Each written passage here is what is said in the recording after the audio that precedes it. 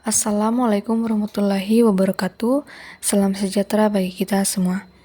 Perkenalkan, nama saya Deslim Paredanun dengan NIM 2314010009 dari Fakultas Ilmu Komputer, Program Studi Teknik Informatika dari Universitas Indonesia Timur, Makassar.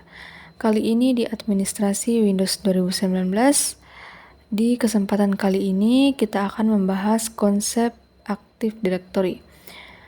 Di pertemuan sebelumnya kita sudah membahas domain. Apa itu domain? Domain yaitu sebuah wilayah teritorial atau wilayah kedaulatan sebuah organisasi, perusahaan, atau bisa juga negara. Teknologinya seperti itu. Nah, di dalam yang namanya struktur domain ada yang namanya Active Directory.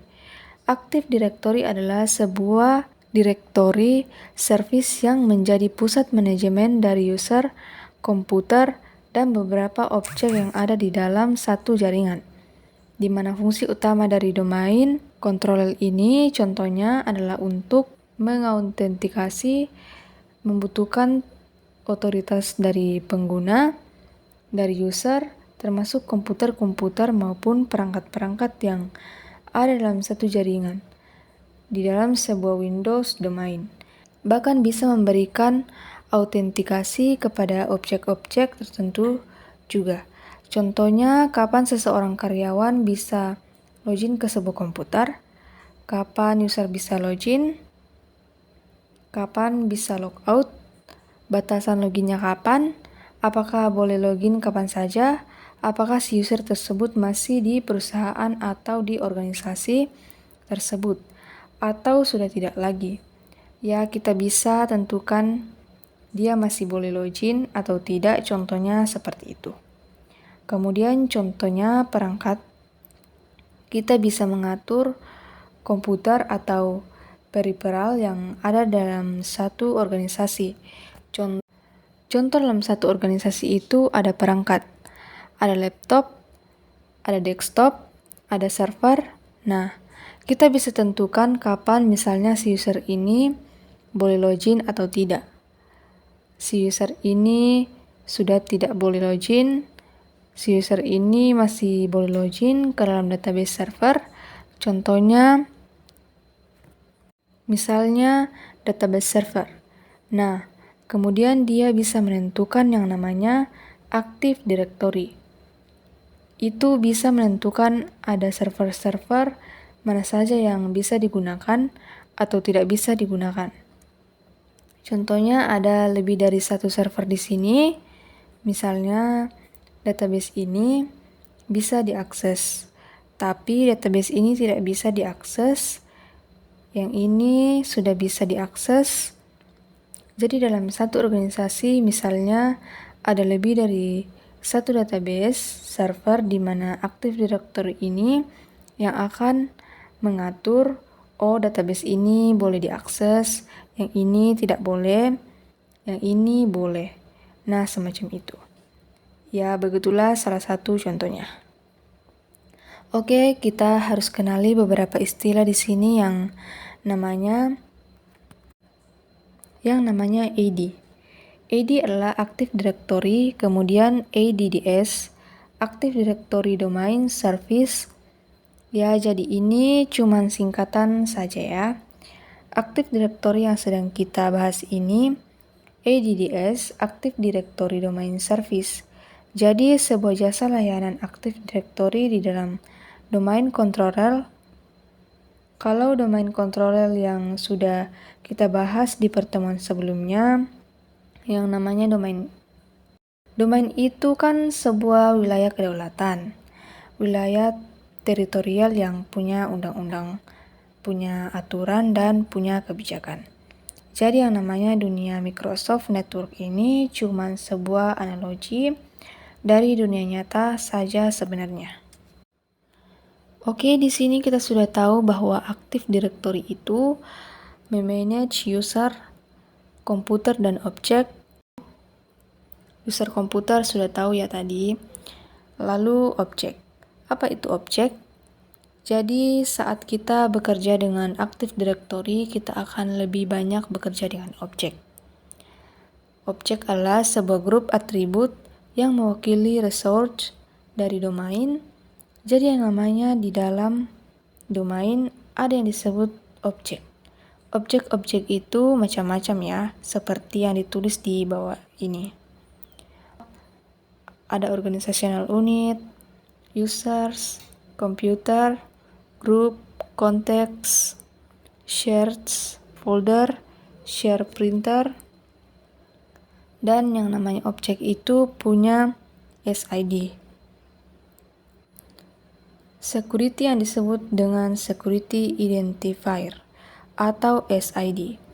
Tujuannya adalah untuk supaya server itu bisa menentukan objek si ini punya ID, titik-titik, objek ini boleh diakses atau tidak. SID itu ibaratnya nomor KTP atau nomor induk kependudukan. Setiap orang punya nomor KTP dan setiap orang itu tidak punya nomor induk kependudukan atau NIK yang sama di satu negara kecuali kalau terjadi manipulasi. Tapi kalau ini terlepas dari manipulasi, tidak ada orang yang punya nomor KTP yang sama. Ibarat DNA lah, atau sidik jari. Orang tidak punya sidik jari yang sama dan struktur DNA yang sama. Dan di situ fungsinya SID untuk memudahkan memanage kapan sebuah objek itu punya akses tertentu, bisa diakses kapan, punya akses dan sebagainya. Oke, apa itu objek? Objek itu seperti yang tertulis di bawah ini. Contohnya OU atau Organizational Unit. OU adalah sebuah objek yang bisa berisi objek lainnya di satu domain yang sama. Dan Organizational Unit itu bisa berisi user, account, contact, computer, dan group. Dan yang namanya you will also link group police object to one OU. Dan yang namanya OU itu bisa dihubungkan ke grup police. Grup police itu apa? Nah, grup police itu sebuah aturan tertentu di dalam sebuah grup yang ada di Microsoft Network. Kemudian user, kita sudah tahu yaitu pengguna. Kemudian komputer, itu perangkat hardware, kita sudah bahas tadi. Grup adalah sebuah kompleks tertentu. Grup adalah kumpulan dari user, contohnya sebuah perusahaan pasti punya grup. Punya kelompok tertentu, misalnya bagian finance, bagian sales, dan bagian XR. Bagian teknikal, nah itu namanya grup. Jadi yang namanya karyawan itu di dalam perusahaan pasti dikelompokkan dalam sebuah grup. Sebuah distribution grup dan ada dua objek namanya grup itu terbagi dua. Ada security group dan distribution group. Security group adalah sebuah user account yang digunakan untuk menyediakan akses ke semua resource yang ada. Sedangkan distribution group itu digunakan untuk email distribution list. Jadi setiap user itu punya email, jadi satu fitur untuk berkomunikasi satu dengan yang lain antar user. Kemudian ada kontak. Kontak ya alamat yang namanya penduduk lah, contohnya punya KTP, punya NIK, dan pasti punya alamat itu. Namanya kontak. Kemudian shared folder. Shared folder ini adalah sebuah folder yang biasa di-share di satu kelompok jaringan tertentu. Jadi shared folder itu adalah sebuah folder yang bisa diakses di sebuah server. Misalnya server filenya ini server file sharing. Dalamnya ada macam-macam folder yang bisa diakses untuk semua karyawan yang ada. Kemudian share printer. Ya ini printer yang bisa dipakai bareng-bareng, contohnya ada printer di sini dalam sebuah organisasi dan printernya ini bisa diakses bareng-bareng oleh semua karyawan yang ada. Oke, ini yang namanya disebut objek.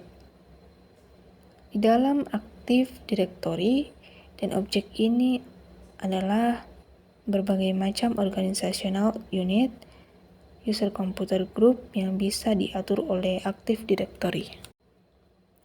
Jadi inilah fungsi utama dari Active Directory adalah sentralisasi atau mengatur dan memanage semua objek-objek yang ada. Oke, sekarang saya coba rangkum dari pertemuan sebelumnya mengenai domain trees dan forage dan pertemuan yang sekarang mengenai Active Directory. Oke, forage. Yang dimaksud dengan forage adalah satu kelompok domain, satu forage berisi satu domain, contohnya seperti ini. Forage ini ya lingkaran, seperti ini. Oke, jadi ini yang disebut dengan forage. Forage berisi domain yakni si sukasuka.com. Nah, ini domain utama, top level domainnya. Lalu ada yang namanya subdomain. Subdomain yang contohnya kayak salessukasuka.com dan financesukasuka.com, ini disebut dengan subdomain. Tree domain, tree ya seperti segitiga ini. Ini satu tree, satu domain atau satu subdomain. Contohnya di bawah ini. Terus antar tree ini terhubung dengan yang namanya trust relationship. Trust relationship seperti ini. Jadi trust relationship ini adalah kepercayaan dan hubungan. Seberapa dapat si finance dan sales ini dipercaya oleh induknya, nah itu namanya trust relationship. Di dalam domain tree ada yang namanya Active Directory. Active Directory ini sebuah service yang dijalankan di dalam satu forage atau satu domain ini secara keseluruhan untuk diterapkan ke satu forage tersebut. Satu domain tersebut itu namanya Active Directory. Nah, di bawah Active Directory ini mengatur yang namanya user, group, dan objek. Terus objek itu apa saja? Objek itu organizational unit atau yang disebut dengan OU. Kemudian users, group, komputer, perangkat-perangkat yang baik, server database, server maupun klien, komputer dan kontak, kemudian shared folder and printer. Ini yang ada di shared folder, printer ini bisa ada di shared folder atau ada perangkat printer lagi, misalnya yang terhubung di dalam satu domain, ini yang bisa dipakai bersama-sama.